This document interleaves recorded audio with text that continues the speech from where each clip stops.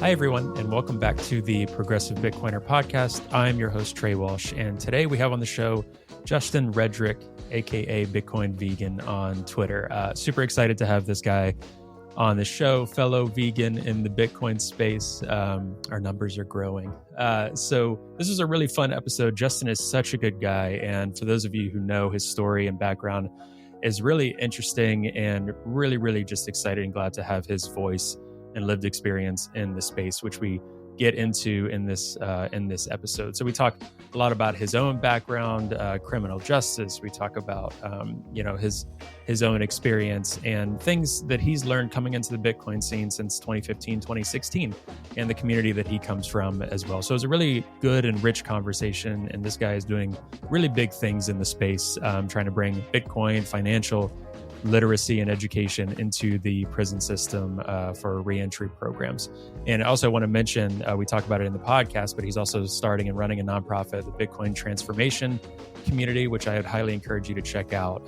The website is going to be in the show notes as well. You're going to continue to hear a lot about that from this podcast in general. Really believe in their mission and what they're trying to do. So really excited for that. And as always, you can check out the promo links for SAS Mining and Bitcoin Magazine in the show notes as well. And if you have any questions, reach out to us, hello@progressivebitcoiner.com. All right, we will see you next week. Enjoy the episode.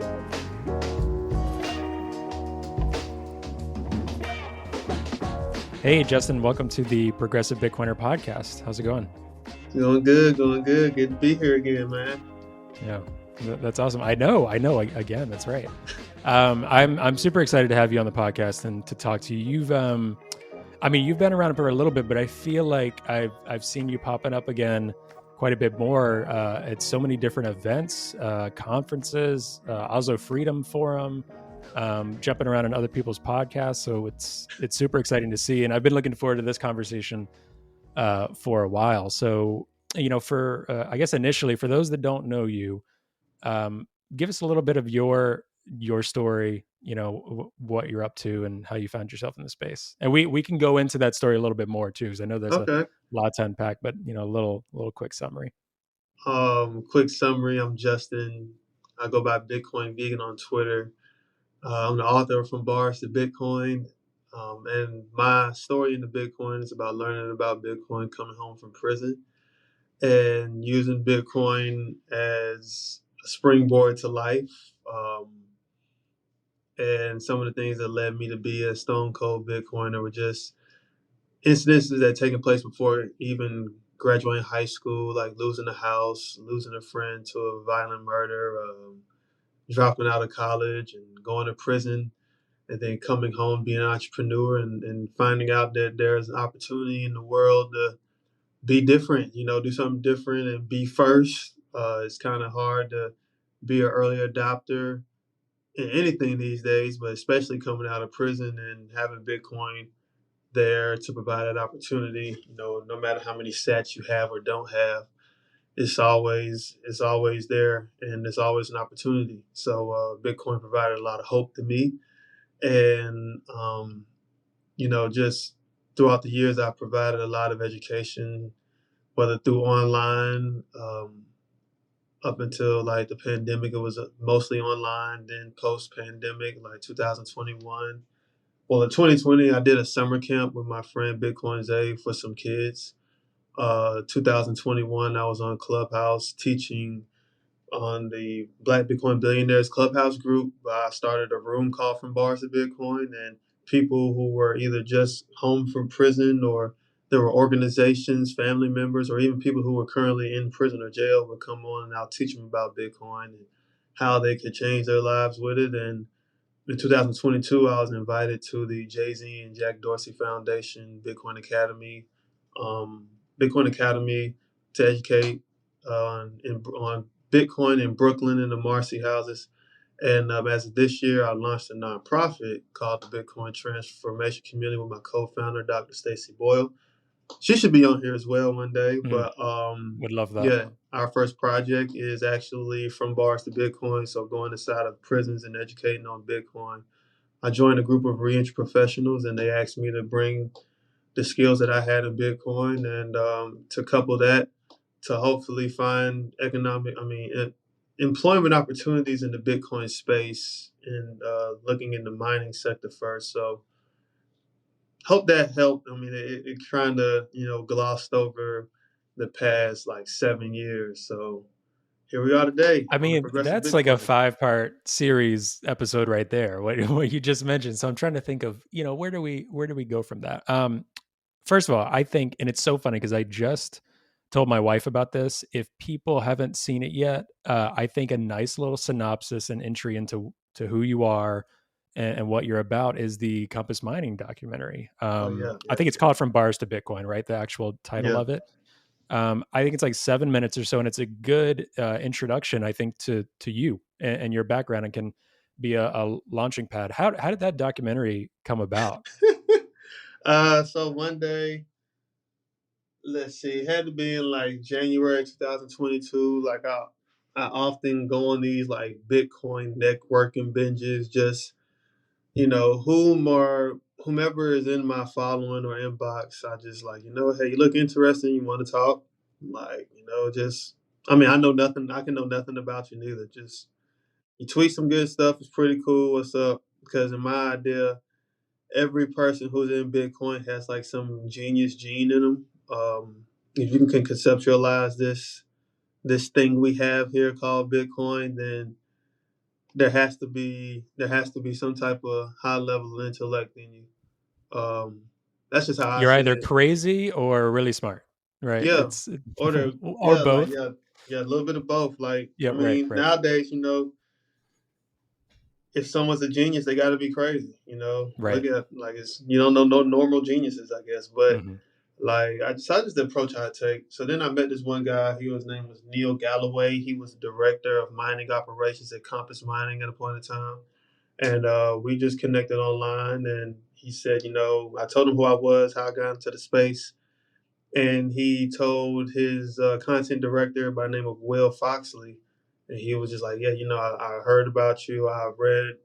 I don't think he had read the book, but he had read some pages of the book, and he saw the Peter McCormick interview, and he was like, we do documentaries, small documentaries. I think they had done one on the Navajo project, and I was just like, I didn't know like where it was gonna go, but I was just like, yeah, let's let's keep in touch. So this was in January.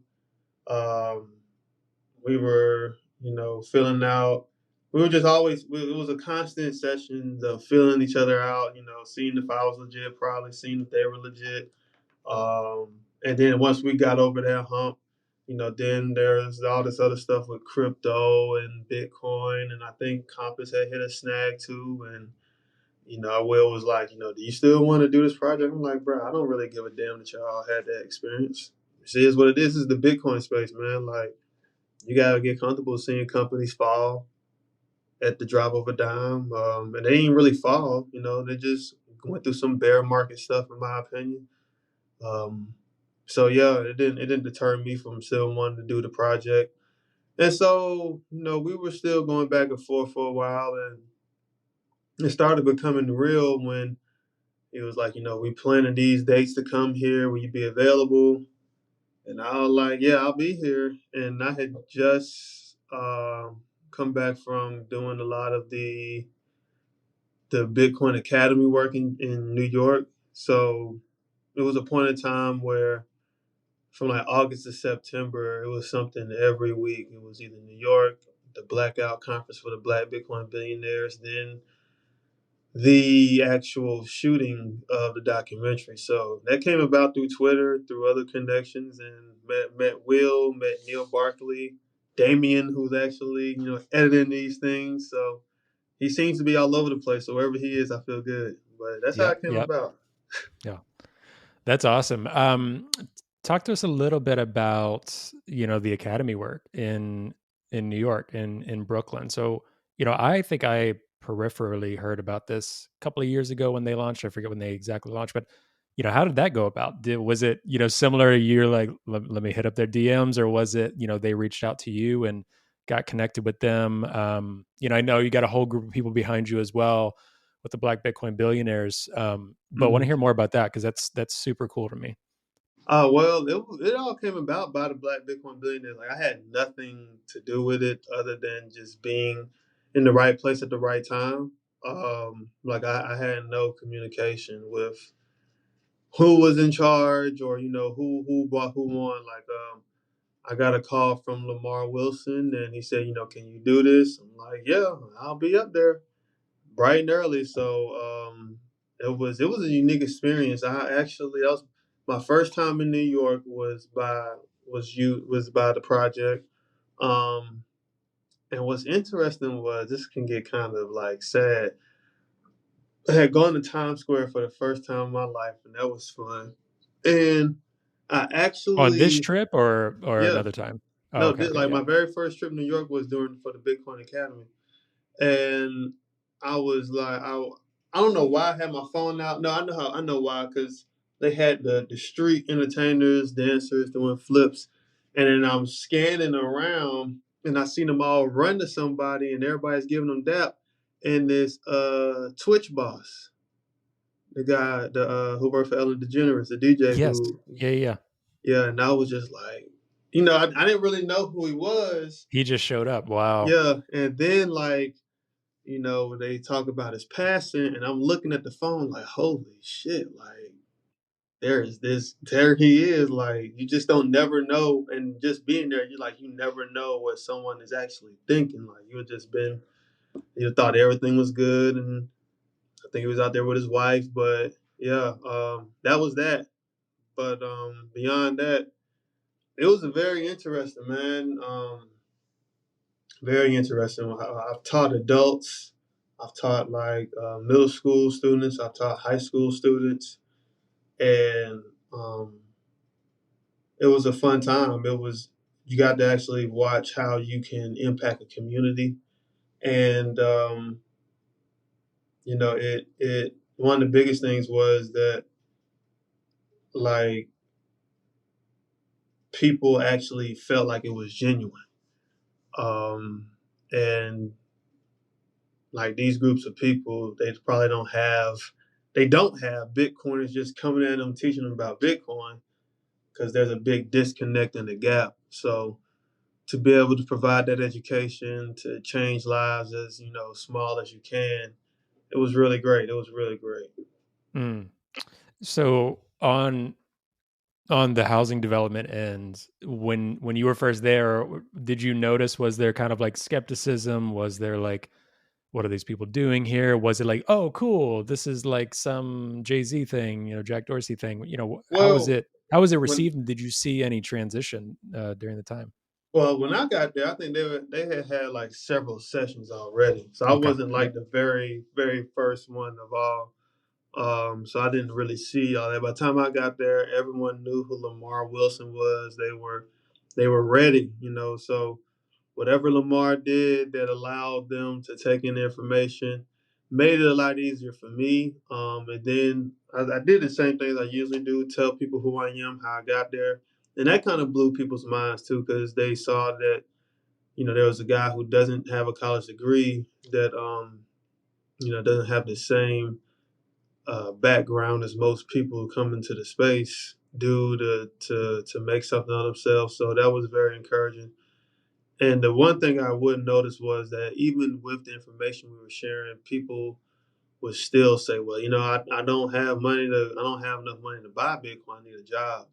And it was during those times that I was thinking to myself, like, you gotta continuously build this thing out full circle because just knowing about Bitcoin doesn't mean the same thing to everybody else. Like if I still have to make a decision between bread, water, and gas, Bitcoin will not get that look. So but even taking it to the point of like how people can just save smallly and small amounts, do whatever. Like it helps to see like there's a gap and how you can fix that gap. And once you can fix gaps that help, groups of people, you can start, making more moves. But it was still a great experience. The feedback was what it was. Some people might not have enjoyed it. The majority of people that I saw did. The children did a lot. They we help them understand like how inflation works and why holding certain assets is more valuable than just purchasing things. And Lamar would use a great example of the church who's worth like $6 billion because they bought so much land in Manhattan. And he said, well, Bitcoin can be the same type of thing. It's an asset, and the reason that the land is valuable because you can't print anymore. So, uh, putting that type of knowledge within investment, money, and economics, you saw more of the light bulbs just keep clicking, you know, and that did a lot of good. We even played a game that helped people understand investment a little bit, and you saw kids going up there trying to, either hold an asset or, sell it on the side or, trying to just, do different things to help them understand like how assets and investing works and how even getting rug pull works, so Hmm. have given the full swing. Yeah. So you mentioned early on to a point. So one of the things that I've talked with a lot of people about, and especially, being the Progressive Bitcoiner podcast, one of the things that I want to try to focus on a lot with this podcast and guests we have are, not that a guest has to be progressive or that the audience has to be progressive, but, what are those issues and values that progressives say they care about, right? So like the environment, income inequality, those type of things. And, how can Bitcoin address that? For me, we've started to see more about the environment, right? Like Bitcoin mining is becoming one of the more sustainable energy, sources and industries out there. But one of the things that's a bigger question mark for me and a harder, more complex conversation is, wealth inequality and Bitcoin, and wealth inequality as it applies to certain communities in the U.S. For a very long time, right? Right, Just minority communities in general in the U.S. and globally. But that's one of those things that it's not a simple answer to say Bitcoin fixes that, right? Like right, you yeah, mentioned, some people are like, I don't have enough money to buy Bitcoin, but you brought up jobs and employment, yeah. and that's interesting as well. So from your end, what do you think about when people talk about like Bitcoin, income inequality, addressing those things? How do you view some of that? How do you think through that? To be quite honest, income equality, we gotta be real. Some people put in more, they bring more to the table than others.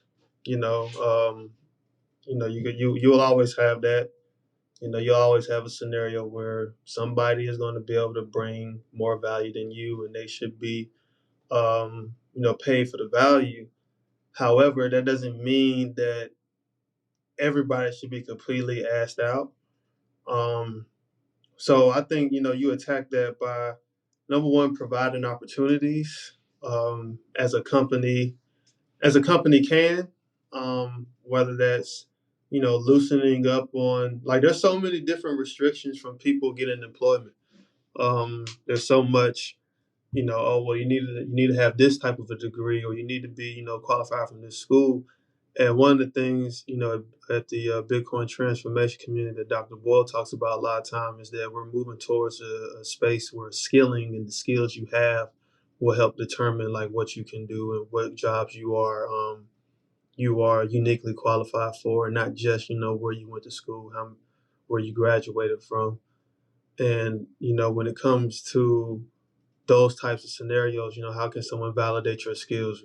Can we put you on the job, or have you built a product for yourself that can be something that someone can see value in? But I think the whole setup of how it is as a whole has to be adjusted a bit, because what is happening is it's causing a strain on the country, in America itself. Um, but when you look at it like sustainable incomes, or um, income equality, in a progressive case of like making it more just about Bitcoin, you got to understand that we're still in a time where people have to use fiat, because everyone isn't accepting Bitcoin, everyone isn't paying in Bitcoin, but everyone can buy it. And so when I was here at these different communities, and even coming out of prison, I've had Bitcoin, I've had to sell Bitcoin to get a car out of repossession or pay for something. Like, I still came home to a very bad financial scenario. So just knowing about Bitcoin, it did help, you know. But now, like, there has to be some type of income, because when I look at it as someone who comes out of prison, you know, people traditionally make 15 to 12 to $15,000 a year, you know, coming home from prison. There's a lot of people in our population that have that problem. So if you want to fix things, you want to be able to fix it kind of from, you know, the bottom up, but then also provide like very potent information, you know, because like some of the information is just how money works. So it's a big thing to tackle, and I feel people should just tackle a piece of what they can see that they can do. So, getting into what you were alluding to. So you grew up in Charlotte, North Carolina, is that right? Yeah. Yeah, that's right. So, talk to me about growing up in Charlotte. Love hearing people's background stories, and then you could talk a little bit about, as well, as much as you're comfortable with. And there's many other conversations, podcasts. Again, the documentary I referenced, your book that I'll include in the show notes. Definitely want people to go and get and read, which is really great. But you go into a little bit about that. Growing up in Charlotte, and then where you found yourself at, and kind of how that journey meandered. I mean, growing up in Charlotte for the most part was good. It wasn't, you know, all bad, all great. It was a mixture of ups and downs. You know, for the most part of my life, it was me and my mom. And when you're young, you just don't know what you're mentally caught up in until like you get old enough to step outside of it. So, like when we lost our house, it was in the suburbs. It was a nice house, and we had to go back to you know, different community. And from there, since I had lived in Charlotte a long time, I knew like different types of people from all over. And when I had transferred from my school at Garrett to West Charlotte, you know, that's when life had gone a bit different. You know, I was just hanging out then. I was still hanging out with the basketball team, but the basketball team would be hanging out in the streets at the parties, and like it was just a big difference. Like, oh, like nothing was really separate. So I would do a lot of partying. I smoked a lot of weed and drank in high school too. That's why I look back like, damn, like that was really, like it was really bad, you know. But again, that's what you thought was the cool thing to do. And one night, you know, one of my friends got killed at a party, and it was just like, damn, you know, life is still going on. Uh, there was never really any real treatment for it, like mentally. So like you just got 17, 16-year-old kids just with a fresh murder on their head, just walking around, you know, and this is what, you know, you think is just real life. Uh, so it was a lot of just random things going on that I really couldn't process well. And by the And that time was I got really back, moving to. Sorry to interrupt. That was really no, you moving good. too. In the documentary, you went to that house, right, where Yeah. the party was at. So there we were in there partying. Like some folks from their neighborhood came in there. They were talking about their gang. They pulled out a gun and started shooting. I turned my back. You know, I hear a gunshot. Turn the lights on. You see Travis bleeding out on the floor. I remember me taking off my shirt and wipe blood from his mouth. I was hoping he'll make it, but after a while, like I saw life leave his eyes. Took place right in there. Going back was just like, damn, Yeah. like, wow. 15 years later. And I had told Will, I was like, you know, I wasn't necessarily running from it, but it definitely felt like I confronted something that I didn't know I was running from. So, you know, then going through that, you start thinking like, well, nothing can be that bad in life. And I had gone to college. I actually did 2 years of college, North Carolina A&T, and I wasn't doing nothing up there but partying and smoking weed and chasing girls. But one day I was in class and I just heard my professor talk about how jobs wouldn't be available for like 5 years after graduating. And I started thinking like, well, damn, like, Your what is Sally professor Mae said gonna that. do? Like, Sally Did Mae wants they? the money. You know, how are we gonna pay them? Wow, And they said the quiet part out loud. yeah.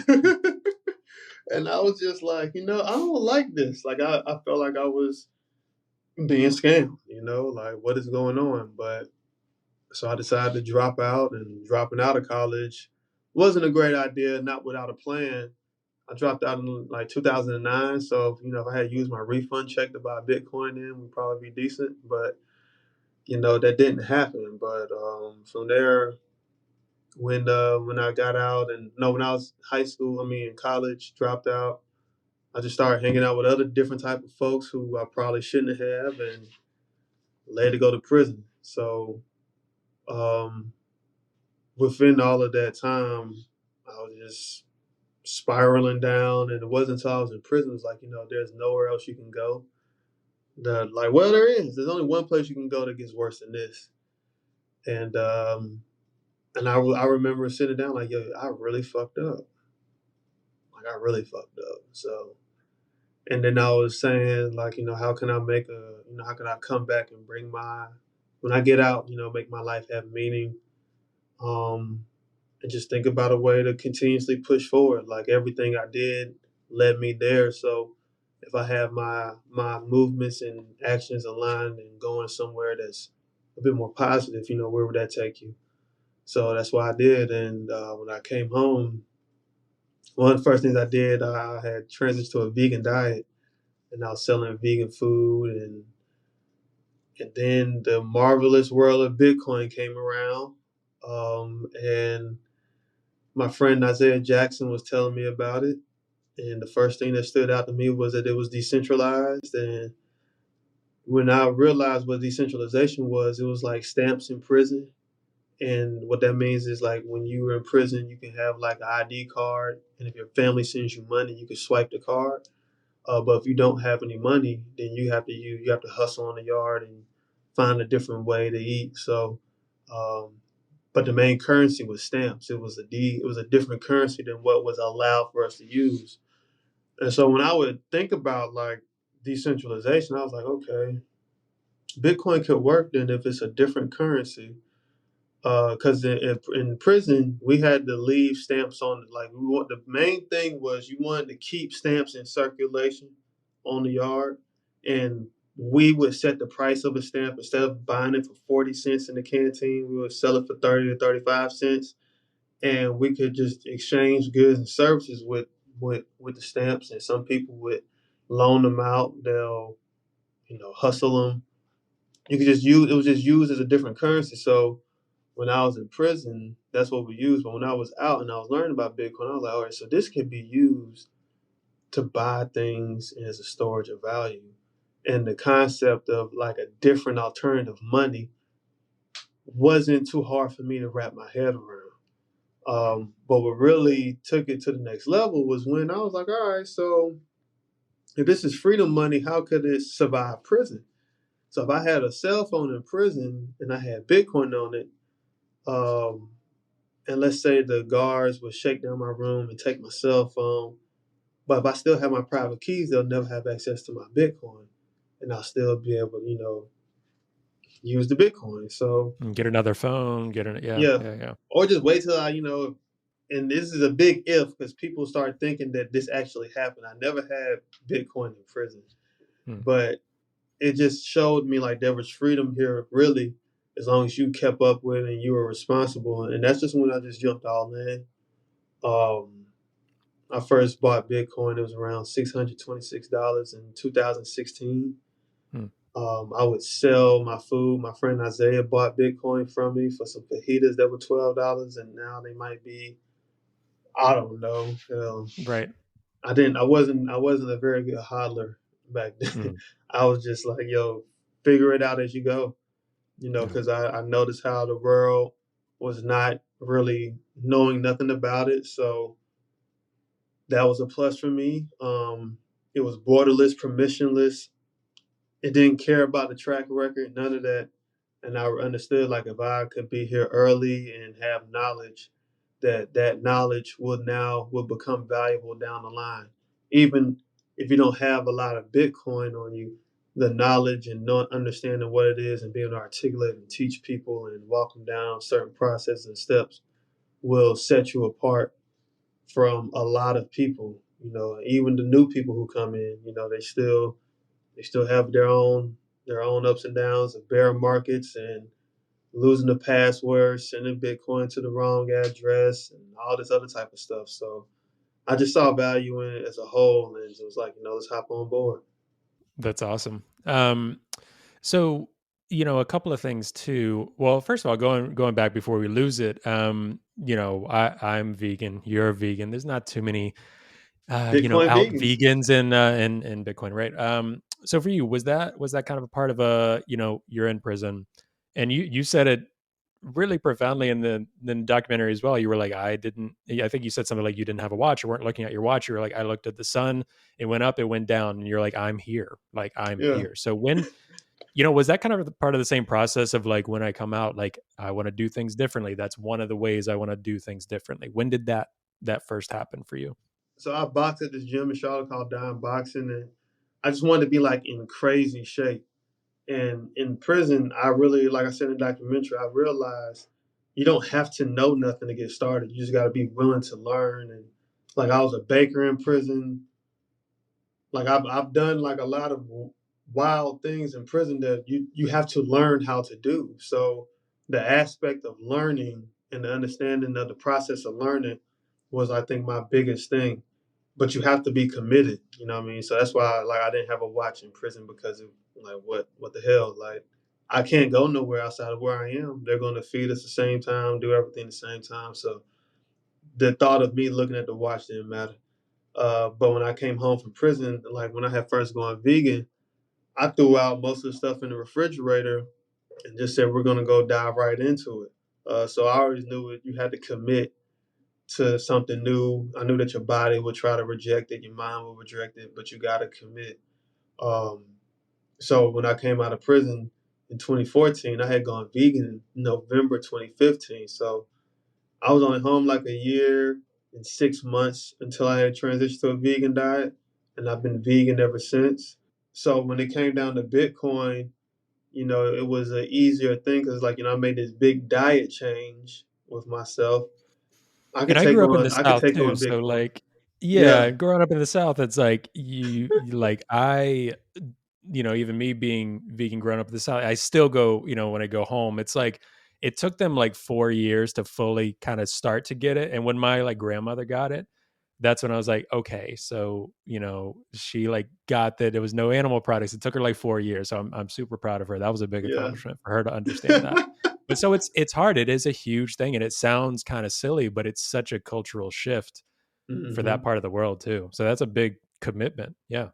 I was catching slack from people who eat meat, and then I'm in Bitcoin catching slack from people who, don't know shit about Bitcoin. And I remember one day I was like, I'm just going to look up the phrase Bitcoin vegan. And I Googled it. I saw like zero results. I was Hmm. like, we riding with this one. We're going to take this Right. name Right. risk here. So, but that process helped me understand like what to expect in Bitcoin. Um, and even to the point of like, cooking food from scratch. I kind of looked at it as Bitcoin, like, everything of what's going on with your money. Everything is out there. There's no way to hide it. Hell, you can even mine your own Bitcoin, So the fact that all of those factors, it was enough for me at that time to know like this is pure enough to move with. So Hmm. yeah, that when I saw like with Bitcoin, there was no way that no one else could really alter it ever. Hmm. That gave me a peace of mind knowing like, all right, so that means everything is your responsibility, no matter what. Like, you lose your keys, your responsibility. You invest your Bitcoin in something that you think is worth something and it turns out not to be, all on you. Like, nobody could block you now. And having that level of freedom with money, with currency, was like a big relief and something I look forward to sharing to a lot of people.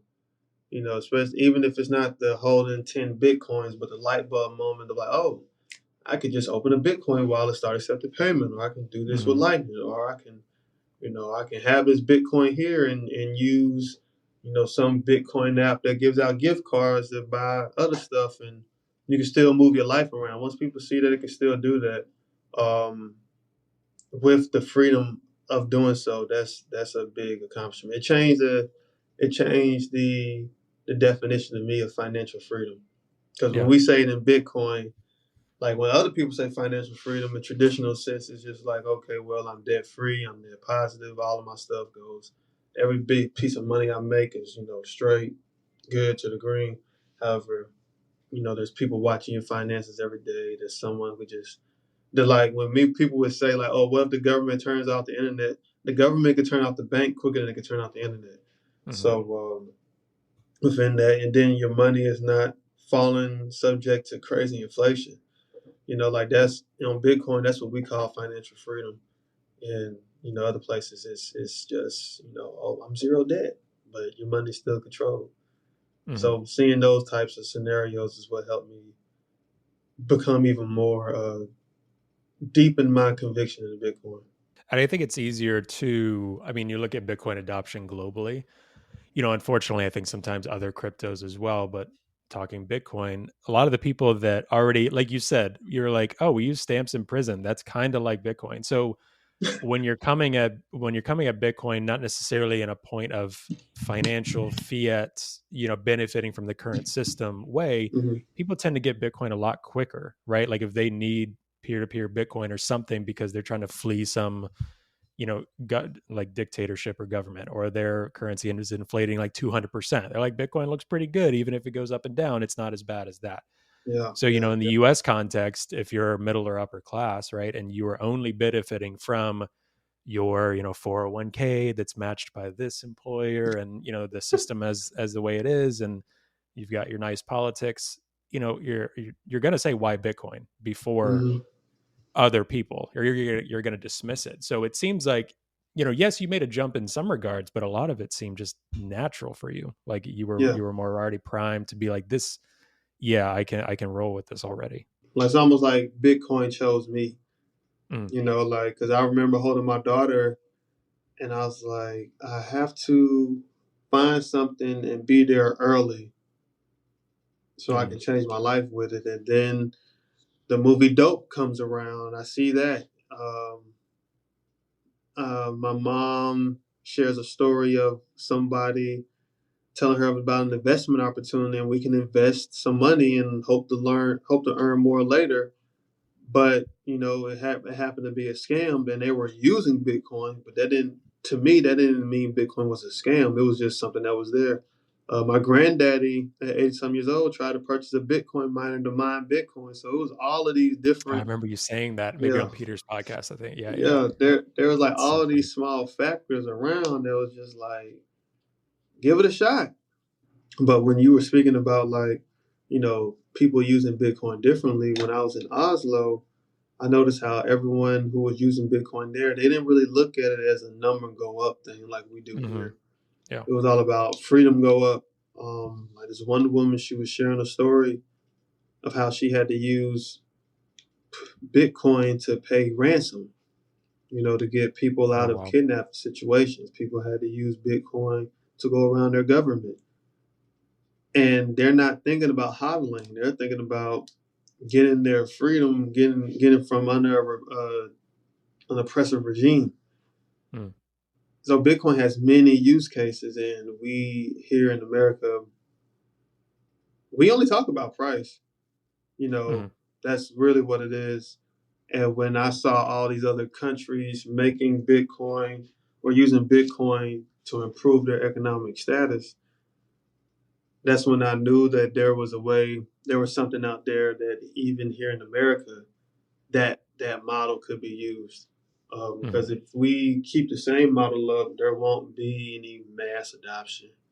Yeah. Everybody can't buy a whole Bitcoin or half a Bitcoin.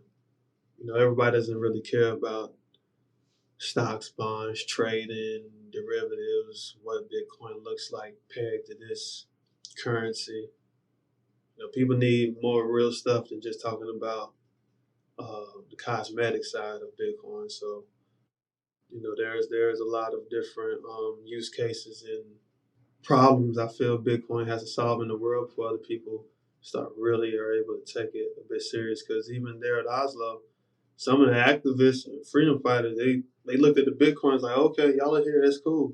You know, it wasn't a conference where we were on display. It was like we were Right. on the back seat and hearing how real life use cases, well, how big people were using Bitcoin in different real life use cases than what we were used Mhm. to. Yeah. So, back to you first getting into Bitcoin. So, was it Isaiah who introduced you to Yeah, Bitcoin first? Yeah. Yeah. Isaiah was So, the so guy who talk to orange pilled me. yeah, talk about this. So, obviously, Bitcoin is very much don't trust, verify, but there are people who influence us and we really look up to, or we bond with and connect with, that we trust at like a human level. So, can you talk about your relationship with Isaiah and talk about Black Bitcoin Billionaires and what this community has meant to you? So I had known Isaiah since I was 11 years old. Um, we played AAU basketball together, and he, like, I ran across him at a gas station, and he said, "Justin," I'm like, "What the hell is this?" And he said, "Me is Isaiah," and I was like, "Oh man," we just caught up, and well, I really gained his trust was when I first asked him about this platform called like Coins. Again, it was a scamming platform. He said, "Well, you're probably about to get scammed." So how do you know that? He said, "Ask them for your money back." And I tried to ask for my money back, and I never got it. Um, so he was the only person I knew who could speak Bitcoin well, could like just go on and on for days about it. And I was just like, wow, like, and his not and the knowledge he was giving out wasn't too flawed at all. Like there was really no holes when it came to Bitcoin. So I was like, all right, like we would talk price, we would talk about like the future of what it could look like and how the world would need Bitcoin one day. Um, and then, what ended up growing to the Black Bitcoin Billionaires, there was actually there was a conference in DC called the Black Blockchain Summit. And that was in 2017, hosted by Sinclair Skinner. That was the first Bitcoin conference, anything I had ever gone to. And I remembered it was me, Isaiah, and then Lamar Wilson. So I had met Lamar in like 2017, and that was just quick meeting him, hey, how you doing? But when Black Bitcoin Billionaires came about, and Isaiah Lamar had created the group, I was still using an Android, and I had just got me an iPhone. I had joined the group, but that was a great opportunity because it was during COVID, and yeah, you didn't have much going on, so everyone was there learning. We would talk about share, educate on Bitcoin every day. Um, it was a great time, especially even down at the Bitcoin 2021. We had a mansion party. But we always educated people. We always find ways to put out education material and um, uplift our community. So the Black Bitcoin Billionaires group was something that it is something that just continuously refines its way. You know, things happen in the bear market, price goes down, people might fall to the side or go back to doing what they love to do. But the fact that we're still out there, we're still pushing. What do you think? So you've mentioned scams a lot and sketchy a lot. So do you think the community you come from in Charlotte, or just talking to people in general, is that one of the biggest things on your end, or at least when you approach it or approach crypto? Obviously, that's a huge thing. As people hear Bitcoin, they think scams. Sometimes from like the progressive left camp, they think environmental stuff, or different folks, or they think money laundering. There's all these different FUD cases, right? Where do you rank that scam sketchy? Is that one of the top ones for you when you're talking to people? I mean, yeah, cause shit, SBF made it look even worse. Yeah, that was a bad one. That was a Like big even one. because it was able, people probably could have somewhat trusted it, but then just it you Well, you can't know be in the what? It's a good exercise in telling people. And again, I don't want people listening to this to then think, oh, you have to question everything just cause. But FTX was making, or Sam was making massive donations to politicians, mainly Democrat politicians. FTX Arena in Miami, they were trying to be as legitimate as possible. For all intents and purposes, they were supported this whole time while they were scamming and doing what they were doing. They were seen as the most legitimate, if not more legitimate than your Coinbases, or right on par with, like, oh, it's a company. They're safe. They're talking to regulators. So that's one of the things that's a good example, almost, to tell people, you do have to be skeptical, but just because they have their name on an arena, or because Tom Means Brady's nothing. linking up with them, or whoever, it doesn't mean anything at Yeah. all. That was one of the wild things in the political part of that as well. People, they checked off all the surface level boxes to someone's to gain trust of the public. Mm-hmm. What they expose us to is like how people really, really buy validation, credibility, big names, Kevin O'Leary. You know what I'm saying? Like, Mm-hmm. but when you pull back, when you how like I say this, when you open that oven, you don't see nothing but syrup placed on shit. Right. Like there was nothing really being provided for them to just blow up like that. Mm-hmm. I mean, we were in a bull market. No, we were in the bull market, and everybody's a genius in the bull market. But everybody wants to also feel lucky, like you were exposed to the greed of people, to the naivety of people. Like, just because they have money, that don't mean they won't buy anything. And Right. with the likes of an SBF, the crazy part about it is there's another one somewhere out there on the way. There's always that and there's always that other element, but this is what you get in a decentralized space. This is what you get in the Wild Wild West. Like, you gotta, you gotta learn by getting burned. Mm-hmm. So, when you have all this, freedom of thought, freedom of money, you can sway people to do anything, especially if you just make it look good. Yeah, but like, just making something look good, it only lasts for a little bit. It won't last forever. So, there's a lot of lessons to be learned from the whole SBF debacle. Just because someone went to Stanford and their parents are attorneys or professors, like, they check off all the boxes, but Mm-hmm. you got to think, like the saying is, if it's too good to be true, it might be, and it just blew up way too fast. Like, to me, it seemed like they came up out of nowhere, out of nowhere overnight. So there's just a lot of different, in my opinion, different type of factors to look at. But yeah, to answer your question, those scams and that scammy, sketchy behavior. When you live in a place like Charlotte, that's like kind of closed minded. It's the number 3 banking city in the world. Is you're gonna always catch I don't know. Especially when I talk to traditional business people, Mm-hmm. they want to stay safe and secure with what it is they know and what they're being told to know by other people who wear the suits and ties, and who are the advisors. So, um, And there's who are always going to be that benefiting battle. from the system, Huh? like, and who are very directly benefiting from the system as Right. is. Like, Yeah. Like, Bitcoin so. is for everyone, but it's not for them. You know what I mean? In terms of, Hmm. like, their system, they like the way it is. Bitcoin, we're trying to say that system's not really working great. It's not Right. headed in a good direction. It has never been, but you can always print off more money to pay people more, and people don't really care about money, man. Not like we think they do. Mm-hmm. I think that's that ever ending battle in the very beginning.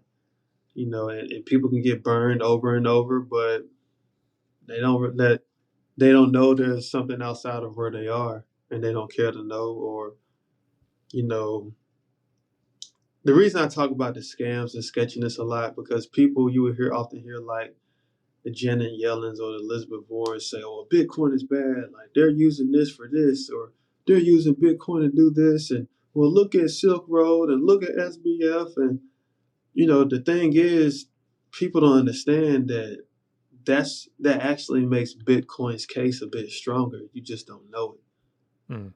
Like you can actively find out where the bad actors are. You can pinpoint it. You can, it's not as like private as you think. Well as in traditional finances, I think the U.S. lost like $9 trillion during the 2008 recession. Mm-hmm. They say they don't know where the money is. And people can Google that too. Mm-hmm. So when people are making all these claims that Bitcoin is bad and they're using it for this, like the U.S. dollar is still the number one currency on the black market.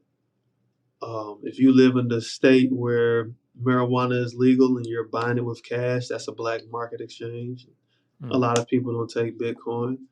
But being able to share stories and incidences of how people use Bitcoin to do something illicit and they were caught, that makes Bitcoin's case stronger. It just scares people to the oblivion to hear about it. But when you really sit down and think about it, that strengthens Bitcoin's case as to why it's an efficient currency.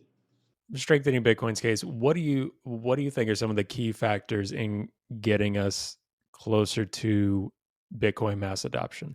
Well, I think and I put this on Twitter, and you commented on it. I think people have to find a way for Bitcoin to solve problems that traditional world cares about. Yep. Like it was already built in a way to solve the money problem, but like you have to really want to find a way for Bitcoin to solve problems that the other person cares about. It's kind of like dating. Like if you talk to a woman, you only talk about what you want to do, what's going on. Like it's not gonna go nowhere fast because people can only hear in the language that they like to process in.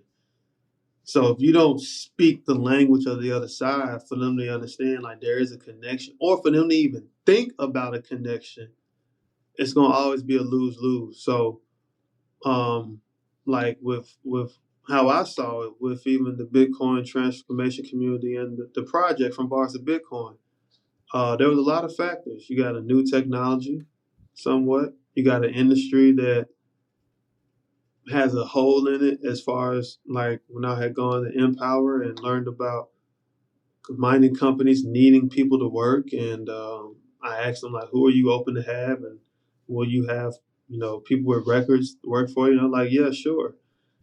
And I was thinking about like well, how people always say like, "Man, if I had just a better job or could do something different, I'll buy more Bitcoin." That's what they say. We don't know what they're gonna do, but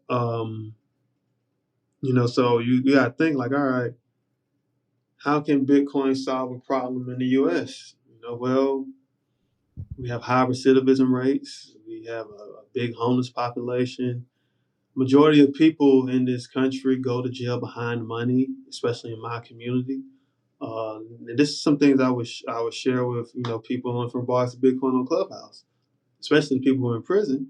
We all go to jail behind money. We're either selling drugs, we're stealing, trying to scam, flip a hustle, or you might even kill somebody for money or kill somebody because you don't have money, and the thought of not having it makes you irrational, and then you sit in jail for years. Like there's this one guy, he did 30 years from 1989 to 2019.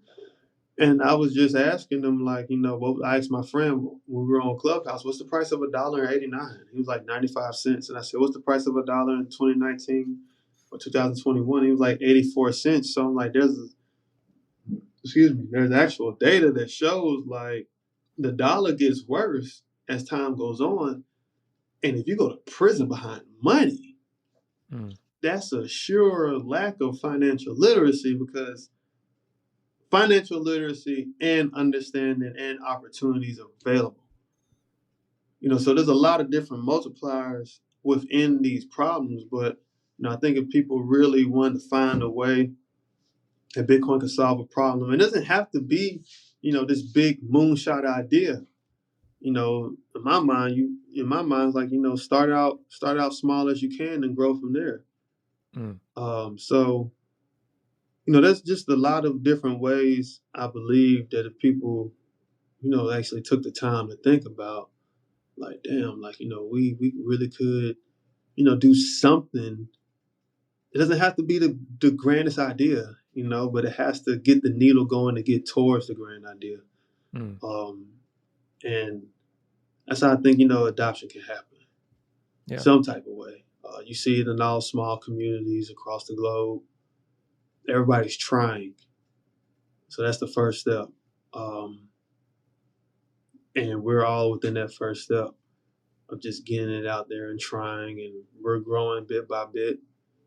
So, and you have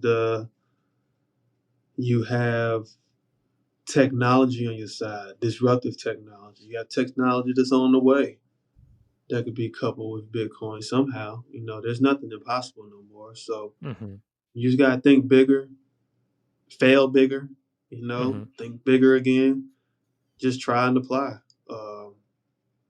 That's really all I can think of, but just trying. Again, if we find ways to show the outside world that Bitcoin can solve problems that they actively care about, that's a shot, because we can come out here talking about, oh yeah, it's a hard value, it's hard money, it's scarce, it's only 21 million, and government can't stop it. People really don't give a damn about that. Yeah. They don't even know they're in a financial hell. They don't know.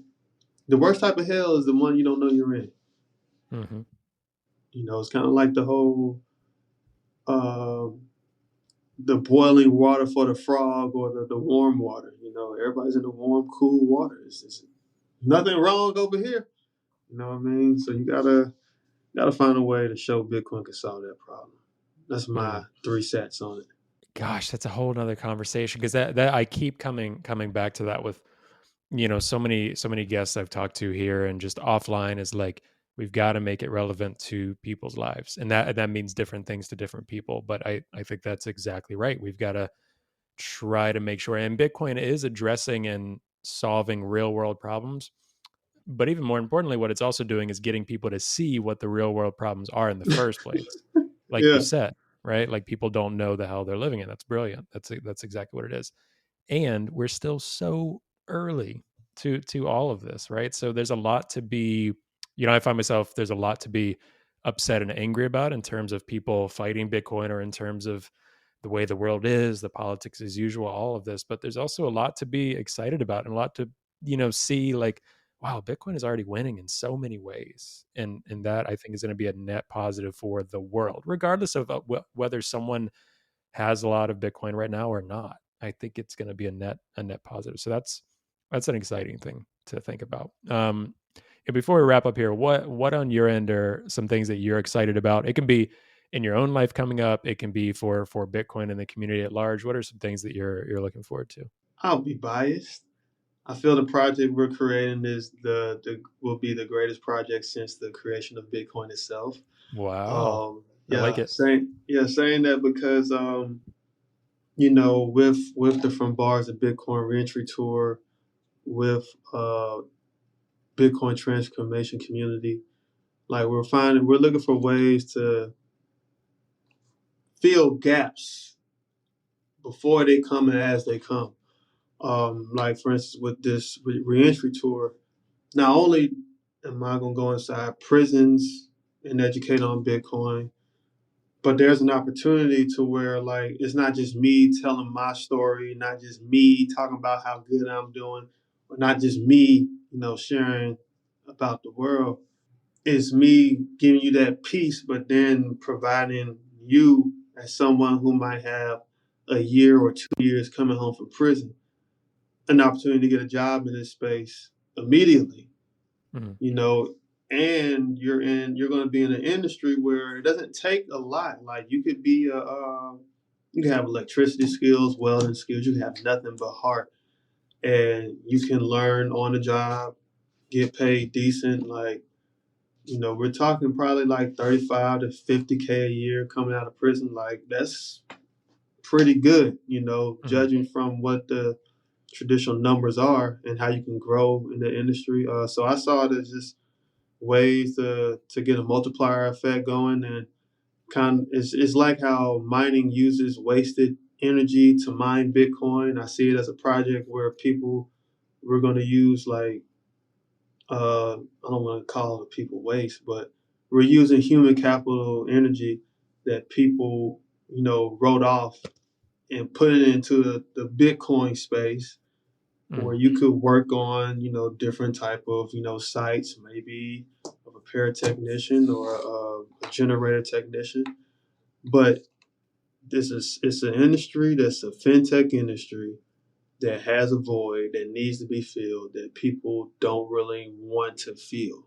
So now like that creates a bit of this equation that can help communities be safer. You provide family sustaining wages. You help reduce the amount of taxes American citizens pay on recidivism. There's a lot of positives, not just like, oh, I get to buy Bitcoin, so it's that, and what we're doing at the Bitcoin transformation community, and even how Dr. Boyle she finds different skills that's going to be needed in the future and find ways to validate those skills, so employers can know like, hey, we had this person come from our program, from Bars of Bitcoin program, and yes, their record is public. However, here goes some skills that we trained them to get, we helped them to get. Here are some projects they've either built or companies been a part of, and would you give them a shot full time? Not just 1099 full time. You want skills. We want to be able to give people skills that they can actually get gainful employment. So, you have that, and orange pilling small businesses in Vegas is something she loves to do. There are several of them out there, but in general, that's something I'm excited about. We should have a list of prisons to go to by the start of August, and that project within itself, man, if I could talk about it, like I shared, it kind of started on Clubhouse in 2021 with just the front bars to Bitcoin room. And then, like I tried to go into the state of Virginia and they had a new governor elected and all communication got lost. And even from there, just trying to find different ways to get inside of a prison to teach this. I met this one guy by the name of Cardell Sims, and he has a group of reentry professionals, and he just go to different prisons around the country. And I'll be coming on for the second half, but it's just an amazing opportunity. Even if folks might not get a job, just knowing that there's hope on the other side of those doors, and that hope is going to be orange. What I'm saying? So that's what I'm bullish on, man. And anybody looking to support that, we're here. We have a Twitter page, website.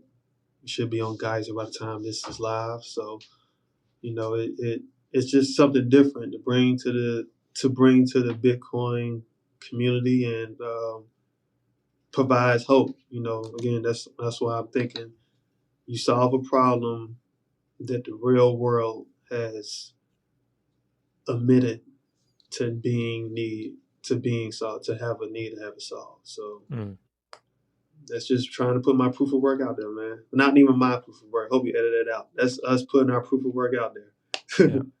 No, that's amazing, and it's beautiful here to people talk about like Bitcoin. Yes, it's cool. Yes, it's amazing. Yes, we think it's going to change the world. But also, it's like, what are you doing right now? You're also Bitcoin aside. It happens to be Bitcoin, but you're like, I want to help people re-enter out of prison and like get actual like good employment and start a new life in. Let's say if they don't even get Bitcoin quite yet, it's like this is like jumping into an early internet. Like the internet doesn't exist yet, and it's the internet. Think about the world after that. That's what Bitcoin is. So it's like frame it that way as well for an industry. That's absolutely incredible.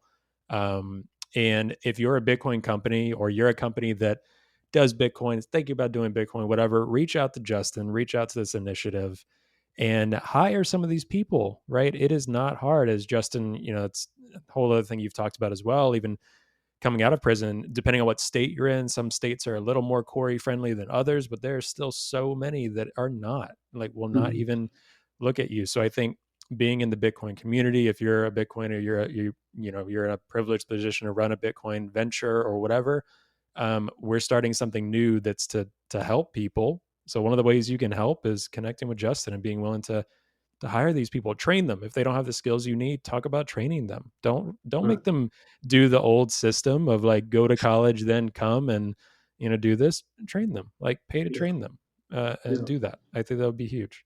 Yeah, because it's a magnificent ingenuity in prison that that I feel could take Bitcoin to another level if used correctly over some years. To be honest.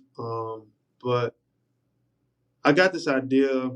I read this book called "The Future Is Faster Than You Think" by Stephen Kotler, and in there he talks about